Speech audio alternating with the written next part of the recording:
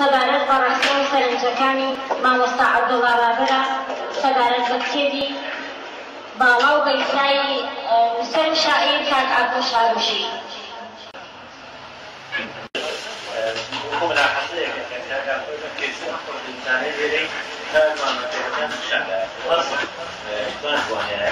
وەکۆی کە ئەفێریتەوە بۆ نمونە ئەڵێ ئەم هەوڵوتایە ئەم شتێکە جنابی ترهەم وەکە فێڕی بۆ ماوەکە هەڵەیە هەڵەی جای تێدا یەک شتێکی وایە ئەگەر جارێکێتەوە بەشتێک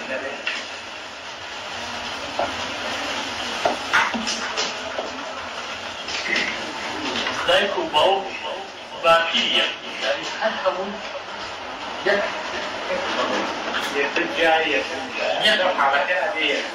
يكون دايك وباو باقين يكون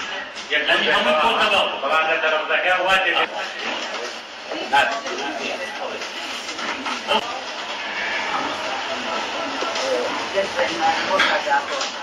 هذا هو ثاني وانا شاعر ثاني إلى شعر ثاني هذا كم مقاطع هذا شعر ثاني كم كلمات مفروض وكان يعني كلمات جاري هذه أطولانين هذا وانا شعر في أبي أما أجل الشغل يكان مشتباسي عادية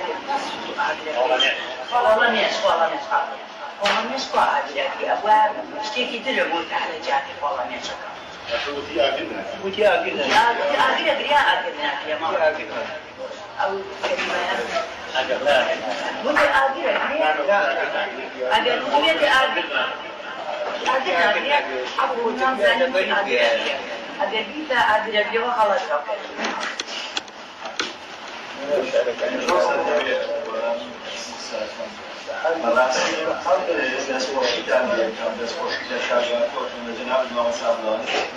ما شاء الله تناول الزميل أبي الزور وشارزان وشايفك حفاظة حمود وكان ومرتين كما لا يجب أبدا الذي أنا أولى فرامون باشا رنجة مقوشية كما جناب جوانا أجل مروف هون هناك تسياري في تاريخك أجل شجاري حوالك آية يعني أو تسياري حسابية لك بزانية هون هناك فيها زاري فيها شانيكا لكن رنجة كاكا كوهن للخلية يوي جناب الراسة بواجه أي نادم نحكي له آية شوية نوب وشكان أبو أويا يعني هو أو شان أو جبكات بالواس هو بلي يوم عليه يعني عندي ذات عندي أكساهي لسن عندي كتاب كأيشا رنجة من اشترت جناب الشيء يشتغل وعندي الشعر هي أواني جناب آية ليناي الشعري جناب الشعر باشا لشي آسي كايا وكاوا شعري جناب هاي رنجة تصالح مهديرما بلاو بيكي بريسن كاقاكو يا مليار كتش يا شاعر مسلمك يعني زور حوالي يعمل أكثر وأكثر أزاني شعري كشير لا أقول جناب شعر كوجكنا نام بواسطة كلام نمسافر شعري كجاتي والله كلمة وزاني تردو بجرام باية لكن جزارم وتازة محوي كتب زادة بس أي شون كسي كتب كذا قاتوا كسي يوم هذا الكتاب هذا على زين تكون لا أولوبا عمر شاعر مثلا أوي كمان يشنا بلاوي أما أنا شاعر أنا يقول حتى وجود شاعر والوايد وتروش يعني الواناني كإنسان مستمزي أدبيات الشعر مراكش أواني كلاكي من نحن وتناول آية لم يرفي نحكي روحات ونبي شارزان باش أمقر فيها من هذا كبوكا أقول يعني أو كسائر يعني ما نكده رنجة خوي يشهد بواري كمالاتي خوي شارزان احترام الدوانا لا رنجة من بانكي من لبوان سياسي الله يشهد شارزان يتنازع كاغاكو شو نتوانم بيحرمو واسطة كما مسافو أدرك نتيجة مثل شاعران الكرام مراسي كل شاعر كرام منه هي وكي نبدأ قولة كاوية أما كتير يا شو عمال شو شاعر تبادل أصل أساسي شاعر بالتبادل أبي تبادل بس تبادل كان بس تو آية ئێمە بێفلتەری کوشتووی فلتەرمان نییە وەزارەتی ڕۆشنبیری مەفروضە ئەو کتێبەی من لە فلتەرێکا ڕۆڵە بزانە شەهەری ئەوەیە بڵاو پێشکەوتەکەەوە بەڕاستی هەموو شتێکمانە لە زاوەیەمە هەموو شتێکمان وڵات ئەگەر ئەو سیاسی بڵێ چەند ساڵە خەبات دەکەین خای پێشمان وڵات خۆشمان وڵات شەرەکەم هیچ وڵات دەسەڵمان لە بناوی کەسێک ئێمە پێویستمان بۆ هێچ ئەساسی خۆمان پێین کار بکەین ڕاست قسەکانی دوو پێویستمان بۆ یان هەریە بێت دوای ئەوەش لە کەس بێت حاڵدە کەس بێنە و پانزە ساڵ شاعر بێت مسلم لوانه دنیا ببینه تو خانیتا خوب قوانه چیه؟ روز قوانه شدن خطاکه اشکال تصور کی برادری مستویتی خواه تقدیر مخفیه با دراسة بولم الدفعة أوكيبا ومفرين جناب دانشوی نقدی هیچ تگرشتی کار تو هیچ شبه و نبرچی هیچ شبه و نبرچی ولكن الفورمة كان يشاهد الشيء هو بتشي ناقدي أنا ومعبا هو بتشي ناقدي الشيء فإلا بس قد وزنه قادر له كابرا أو شعر أصلا هيك كشعر وزنه قادر ودتيه به هذا بيناس اللي بيشوفوا بينا ممكن ديزاين بالكتوب ديزاين بالكتوب هي رفرية رفرية لا طبيعي نعم هي رفرية هذه ما شايفك Alın, en ben hanım konuda kavakta bir duanı çaksın. Akıl kapı, veya bakayım. Alın, en kıyada Allah Allah'ta kendisi. Ayet fihi Muhammed sallallahu aleyhi ve sellem bunu açar. Demişler tecrübe iki hafta. Başa, mutlu dercik diye bakarız bakayım Allah'a. أو الجناب النانا كان بالنسبة للديزاين ومن عليك أكون بوسيء قواوا نادم باسي بالا وبيساحة كانوا بيوتي ويبني شيخ المالي وبلاد المالي أبودي شيء نسيب جوان يا باشا ناكل لكن نسري باسي قال لك أنا الشعر يعني هناك الشعر يعني بلام لشون كان لي يقول أكلاه وشكل شاكل هذا الرجع أو ديزاينرك أبو أوي في متابعين سادو كاك أكون أما أو كيما لبرتكيا أبجع الشيء أنا براسي كسخة ومني أنا في ناسي هاي بدأت وأنا من في ناسي شيء بام يبغى إلا شيء أنا أفضل يوم كذا شيء كذا بس كذا ما فرتين كم مش أنا براسي ما جنا جوابنا بلوي كذا كذا قبل في أو جوابته جواتل مجاني هذا كان كل شيء وجواتي أروح أو حقيقة سالك شكل تأكيد بروتي تمام دواء أول بكسنا دكوا وخممش أجل وكسنا كدواء خممش أجل وكسنا كدواء كمنيش فوق خممش واحد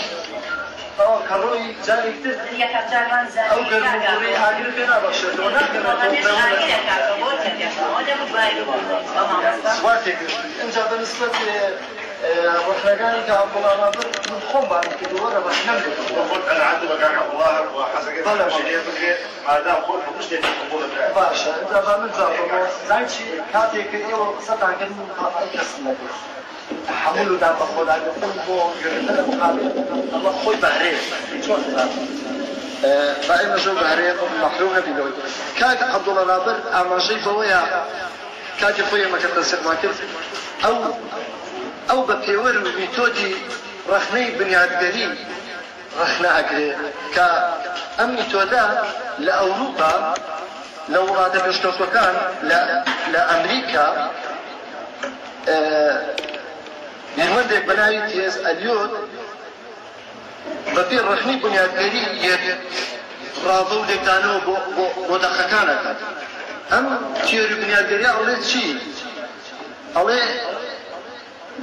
رابكرني ناوروكي دقق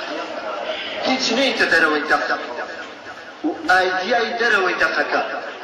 باقراوندي معرفي كومالاتي روشنبيري لاين دروني شاعر لبرچاو ناگري ام ميتودا ئەگەر لە بەرچاوی نازێ ئەمنی تۆدا ئەگەر بیتان بێت بکرێتەوە داوای لێکردن شەیرێکی لاپەڕە سیوێکی بۆ بکردنەوە کە باسی یاخیبوونمە کرد لەم ستەمە و من ئەگەر ژنم ناوڵە بۆ ئەڕۆژی بۆ ئەوروپا ئەمە لایەنە دەرونیەکەی منی لە بەرچاو نەگرت چکە ئەو میتۆدە لایەنی دەرونی شاعیر لە بەرچاو ناکرێت بەس ئەڕوانێتە ناوەڕۆکی دەقەکە دیمیناوەی دەقەکە بە چ سەبەبێک نووسراوە لەژێر چکاریگەری چ بارێکی دەرونی نووسراوە بە چ نەفەسێک نووسراوە ئەوە حساب ناکە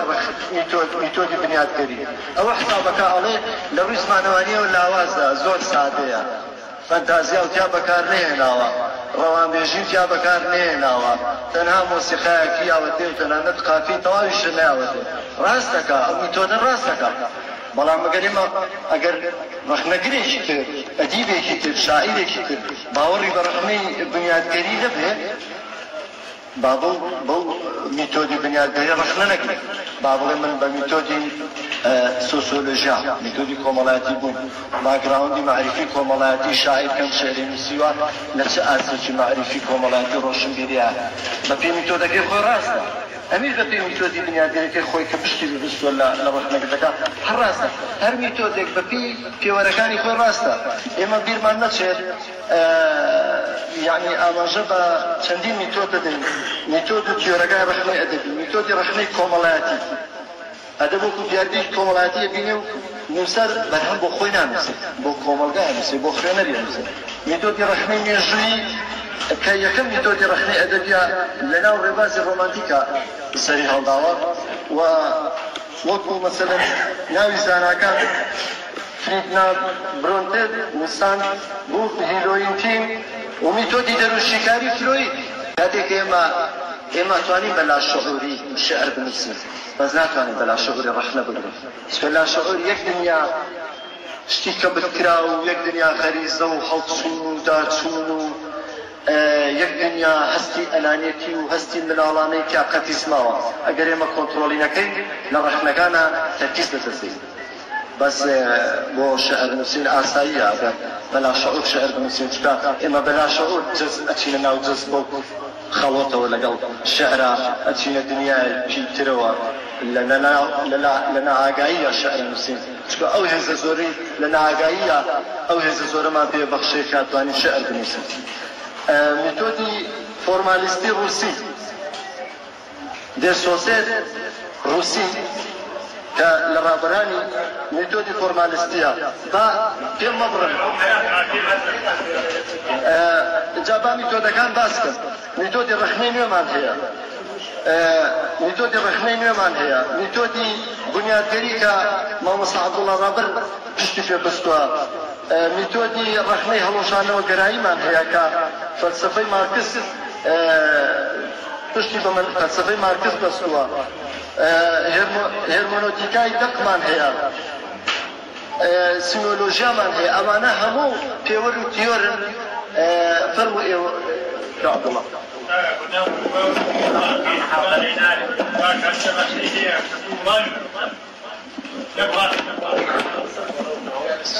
سپاس بۆ کاکە عەبدوڵڵا ڕابەر بۆ ڕەخنەکانی و ڕەخنە و سەرنجکێبینەکانی لە کتێبی کاک ئاکۆ شاڕوشی کتێبی باڵا و بەیسا بەڕێزان هەر یەکەتان سەرنجی خۆی دەوێت بەڵام تکایە بە بێدەنگی و ئێمە هاتوین جۆ لە ڕەخنە بگەین بەڕاستی کە عەبدوڵڵا نەهاتوین بڵێن ئەم مۆبایلی تۆ ئەم سەریتا ئەو سەریبەکە وایە لە خۆڵ و فڕایە پێویستەکان وشە بە وشە ئێمە قەزای چۆن ئەم مۆزوعی کاک ئاکۆ زۆر هەڵەگرێ لەبەر ئەوەی ئەو ڕۆژەش لە جەماعەتیفان کۆڕێکیان بۆ کرد ئێستا تۆ جەنابەت باسی وەکی ئەڵەی کاکە ئەوە بکەن تۆ خوێنە ئێستا ئەو برادەرانی کە قسە لەسەری کرد بەڕاستی وایە با قسەکانم بکەم ئەگەر حەقوقی زوو لەبێ دەچێتەوە ئەو کتێبە ناوێتکردنیە کتێبە بە حەقی خۆی بەمێ ئەو پێوە کتێبە پێش بەزۆر پێوە کتێبە ئەو بروی سێنامیکە بشەرم نامیکە بڵێ چیرۆک بش پێڵەم چیرۆک وانە ئەو ناوی ناو کتێب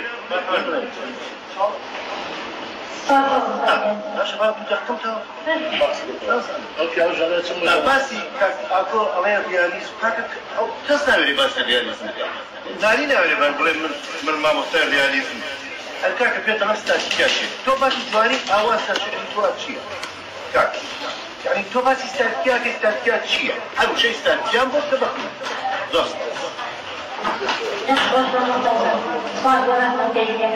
ساجكا خيال وسحر الجوانية طبعا شكل خيال وسحر الجوانية تو جملة كتير بسيطة كبو تفسيري لكانوي ستاتيكا شفا رحت لقيتن بفتسيات نزاد هذه المفهوم يبي بدسته ودواء المفهوم كفتسيات نزاد فتسيات ما يتوبدو كلمة صوت كلمة يقول جاك بو ستاتيكا بو إما معلومات على ضوء رواية أنه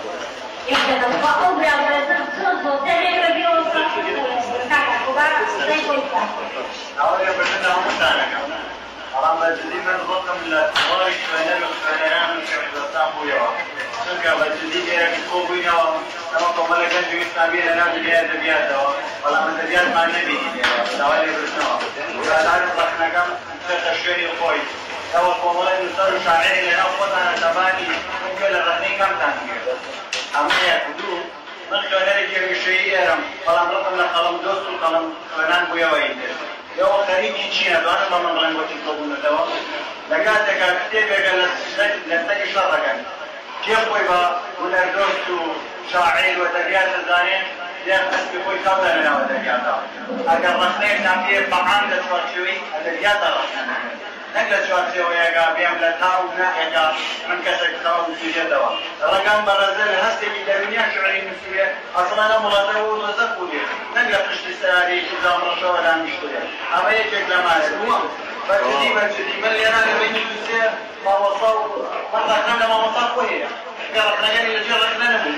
ورقنا شو قبل رزانين كذاني شو رقنا لواقر من هذا نجولة كثير بدك بسام أمتى وبونو السرا وهو شاعر بوشي شعري ومن السيرة ردينا قشت بوشي هاتي لما نجي قلتوبة مجدين وبدأنا كي زورنا بوشي أدبيات كا ردينا قشت غير وجه كوبوي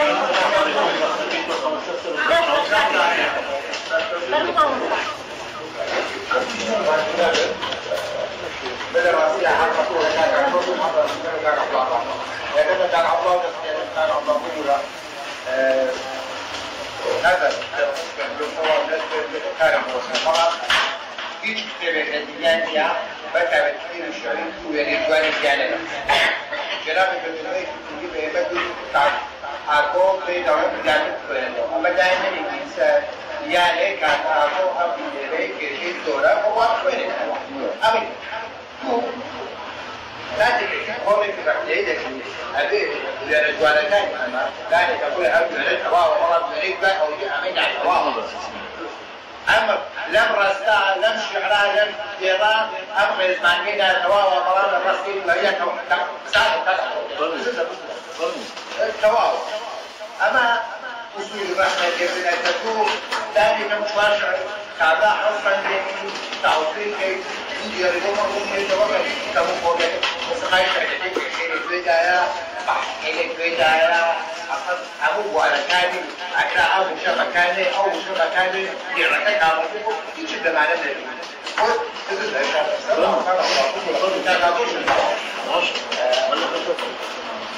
لراشدة من أول كان أطفال في بلاد نوريش يقول لها وصل الكومرايتين ولا فكر بطول الثلاث كاكا أمية كاكا ممكن جناب لك أو ذيك لكنه شعرانه أو ينالك استعب الشرع وشعرك كبير توا على السكاء مشاعر خلاص ذلك مرشح كنت توا كبزان من الشعري مصنعي شعر حتى ليس ذلك من دواتي تبقى كم وش ليك يعني أو شعرك كبير توا براسك يعني ويعني زعيم هذا أجل رستكانت كم يكون بوجهه يعني والد كانت في كتاب وتصنيف الرقمات وهو تكمل شيء من الدرسين وذلك على بعض نقول شيء يعني أنا هو محتكار بس وقعت محتكار كم الدرسين هو اللي يعني بتعرف الرقمات بكل الشعب كذا شيء إيش نقول شيء مسقال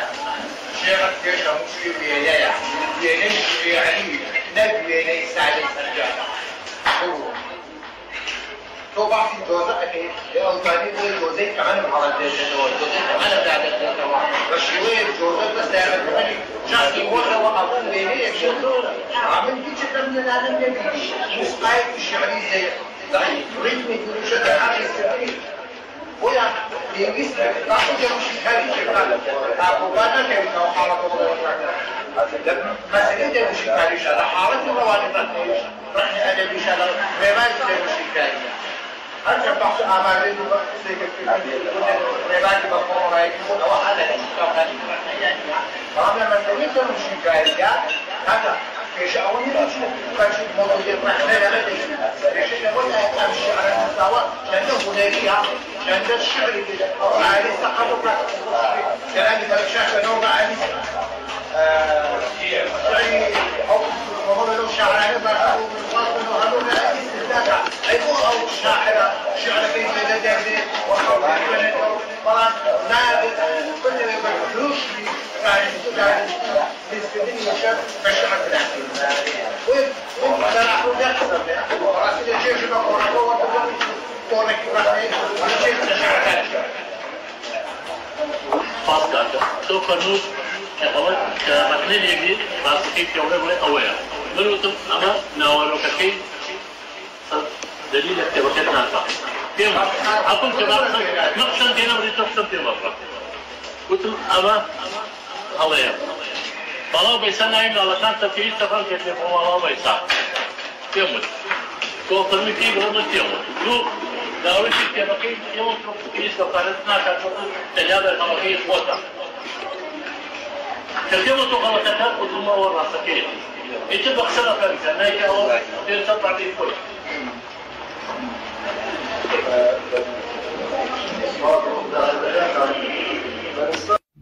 بەڕێز عەبدوڵڵا ڕەسووڵی سەبارەت بە میتۆدی ڕخنەی کۆمەڵایەتی و پێوەری سیمۆلۆژیا جەنابەت فەرمووت کە ئەمانە ڕێبازن نەخێر ڕێباز نین هەروەها وتت ئەمانە لە ڕخنەی ئەدەبیدا وجودیان نییە بەڵام بە هەڵەدا چووی چونکە میتۆدی ڕخنەی کۆمەڵایەتی و پێوەری سیمۆلۆژیا یەکێکن لە پێوەر و میتۆدەکانی ڕخنەی ئەدەبی و لە لاپەڕە 23 و لاپەڕە 114 کتێبی تیۆرە نوێیەکانی ڕخنەی ئەدەبی دکتۆر کەمال مەعروف داهەن و کتێبەکەت دەدەمێ بیخوێنەوە بەڵام کە خوێنتەوە کتێبەکەم بۆ بگەڕێنەرەوە تو قانون كمثل يجي بس كيف يوم أويا منو أما ناولو كي دليل اكتبتنا نافع كم أقول كمان نقصن دينا وريت نقصن دينا مرة قلت أما أويا والله بيسنا إن الله كان تفيد تفهم كيف هو الله بيسا كم تو فرمي كي بقول كيوم لو داوي كي تبقي يوم تروح يستقرتنا كتوم تجابر خلاص خوتا كلمة غلطتها قدوم ورا سكين. إنت بخسرها فرنسا نايجا أو ترتب بعدين كله. هاي بالا بيسا زۆربەی شێعرەکان بۆ خۆشەویستی و باڵا بەیساش ڕەمزێکە بۆ هەستی خۆشەویستی لە لای من ئەمە ڕەمزێکی تایبەت ئەمەی هێن لە ڕەمزە تایبەتەکان یعنی زۆربەی شاعران ڕەمزی گشتی بەکارهێن هاتوون ڕەمزی ئەفسانەی لە شاعر ئەوروپیەکان وەرەگرن و ئەینووسنەوە زۆر ئاساییە ڕەمزی گشتیە و هیچ غەڵەت نییە بەس من هاتووم وازم لە ڕەمزی گشتیەناوە ڕەمزی تایبەتم بەکارهێناوە کە کەسێکی تر ناتوانێت ئەمە بکاتە ڕەمزی خۆشەویستی ئیلا مەگەر ئەو کەسە مناڵەکانی ناوی باڵا بەیسا بێت ئەویان ئەبێت بۆ ئیشە بێت بە تایبەت نابێت بە گشتی بەنسبەت بە ڕخنەی ئەدەبی چێژیان نییە ڕخنەی ئەدەبی هەزر لێکدانەوە تێڕامان هەڵوەستەکردن خوێندنەوەیە سەر پێشێنێ هیلاکەکە ئەو هێنێ ئەوبا هیلاکەکە ئەمە چێژیان نییە بەڵام ئەو شەعری تەمەنا ئەم شعری تەمەنا بەڕاستی من شعر من لەگەڵ ئەوانی شعر ناسک بێت و شاعریشە بێ ناسک بێت ئاساییە زۆر ئاساییە شعر ناسک بێ و پەیامێکی ناسکانەی تا بێ بەڵام ئەبێ شاعر وەکو پۆڵاوا بێ یعنی ئەبێ و چەکەڕاز ئەو چەمکەڕاز کەینەوە شاعر نابێ ناسک بێ وەکو ناسکی شعرەکانی شاعر ئەبێ خاین بێت چکە شاعر ئەبێ یاخی بێت هۆکاری شاعر بوون لێڕژانێتی ناخود و نائاگایی ناگاهی لا شعوري فرق هو اللي يرجعوا يخيبوا لم واقع نجلس واقع ردكاتوا تسليم واقع نابه نشعر بطواتي تسليم واقع نشعر بطواتي تسليم واقع لنا خوشويستي شهر يخيبوا لنا خوشويستي شهر يخيبوا كم بتوع خوشويستي راسك نتشيو وغلطكاني خوشويستي نعم أقول لك أنا خوشويستي كان إيش ما شفت ده أفوك أجا خبرتني زاوري ستينه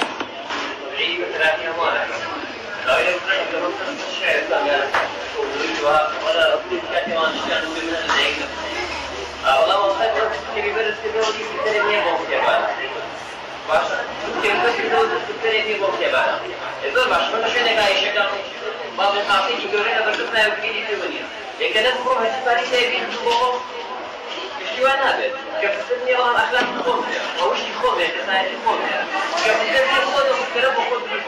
والله انا قلت لهم انت ما رحت تجي كذا خبره سيئه يعني رحت كويس يعني بدل الله يروح كذا خلاص ولا رحت كذا والله والله شيء هو ممكن يكشف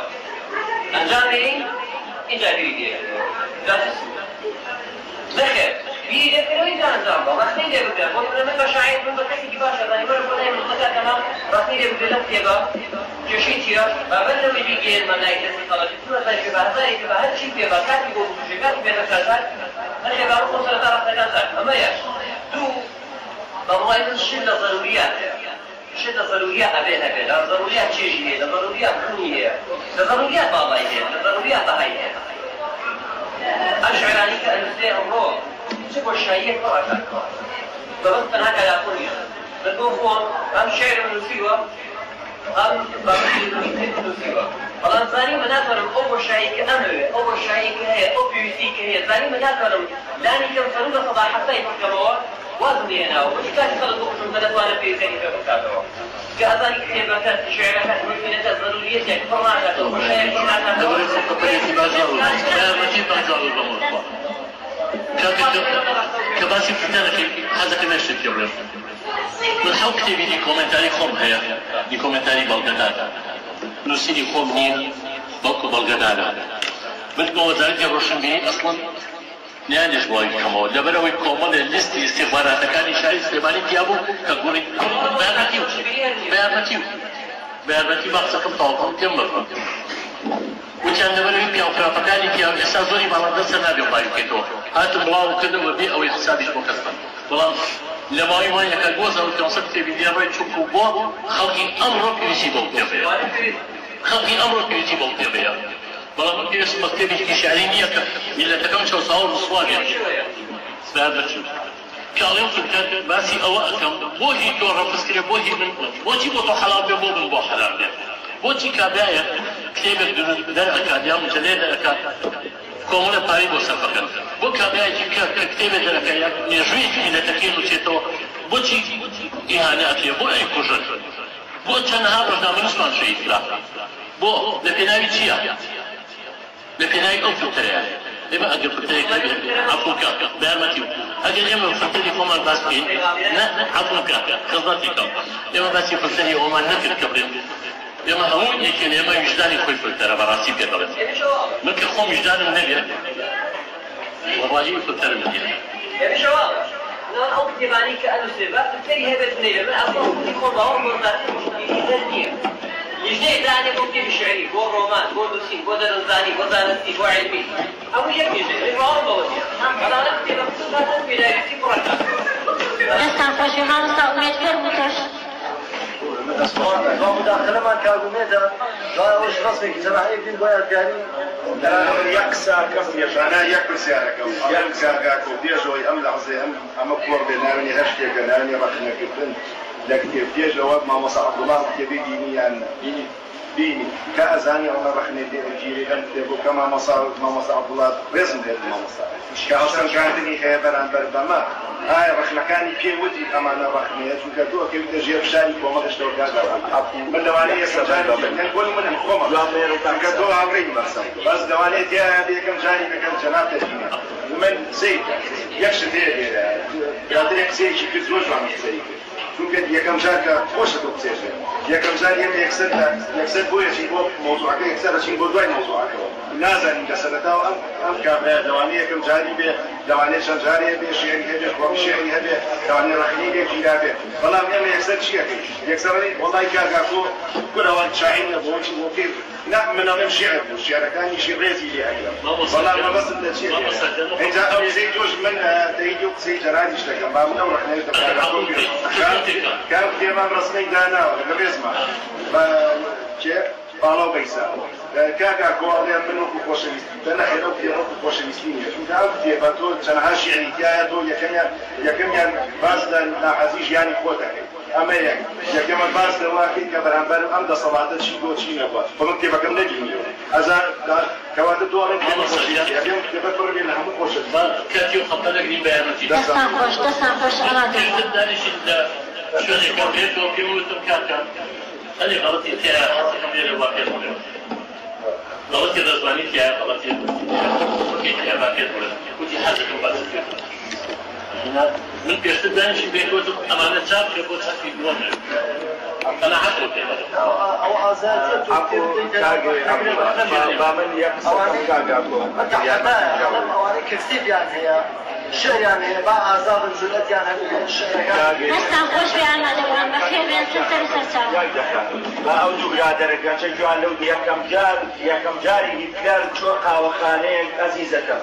ويكم زاني بواري رحمة جاية شعر خلنا وجاية روجي شمم الشعر خلنا وي خلي جوي لدم ولا شعر كان بيه والله يتكلم قسيك القاوية خوارلو هسا فكري شور القرية ميشكي أبو شو سرمي زكاة داوي قاوية كبي خواتو باري خلطقي كبي جوم لي بقرنا ما يقصد أبو كم دني بهواشي تقديم كر كجوي أنا كدياي بمي زكاة بو فريدن برزيو هواري كجوي بقرن من لقل يوما